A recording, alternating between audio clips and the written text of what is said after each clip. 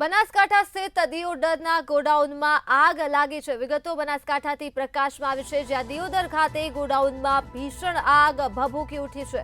જીઆઈડીસીમાં આવેલ ખાનગી ગોડાઉનમાં આગ લાગી છે। આગ લાગતા જ પશુ આહારની બોરીઓ બળીને ખાખ થઈ ગઈ, ત્યારે ટેન્કર અને ફાયરની ટીમ દ્વારા આગ ઉપર કાબુ મેળવવામાં આવ્યો। પશુ આહારની બોરીઓ બળતા જ વેપારીને ભારે નુકસાની વેઠવાનો વારો આવ્યો છે। આ વિગતો બનાસકાંઠાના દિયોદરથી સામે આવી છે, જ્યાં ગોડાઉનમાં આગ લાગવાનું કારણ હજુ સુધી અકબંધ છે। તો જીઆઈડીસીમાં આવેલ ખાનગી ગોડાઉનમાં આગ લાગી છે, જ્યારે આગ લાગતા જ પશુ આહારની બોરીઓ બળીને ખાખ થઈ ગઈ અને ટેન્કર તથા ફાયરની ટીમ દ્વારા પાણીનો મારો ચલાવી આગ ઉપર કાબુ મેળવવામાં આવ્યો।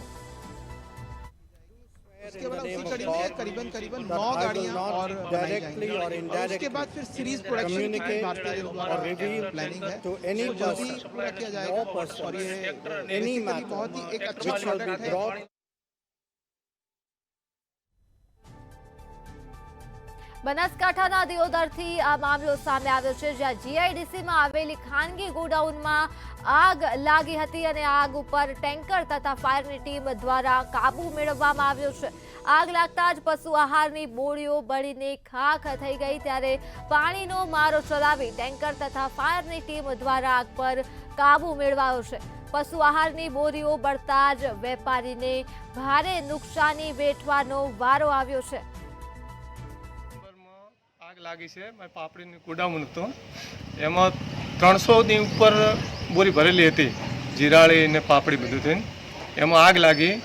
એમાં અમે ટેન્કર લઈને ઓલવવા આવ્યા છીએ, પણ ઓલવાની નથી। એને ફાયર બ્રિગેડ પણ બોલાવ્યું હતું, તો ફાયર બ્રિગેડે આખું ખાલી કર્યું, પણ ઓલવાની નથી। શું નામ?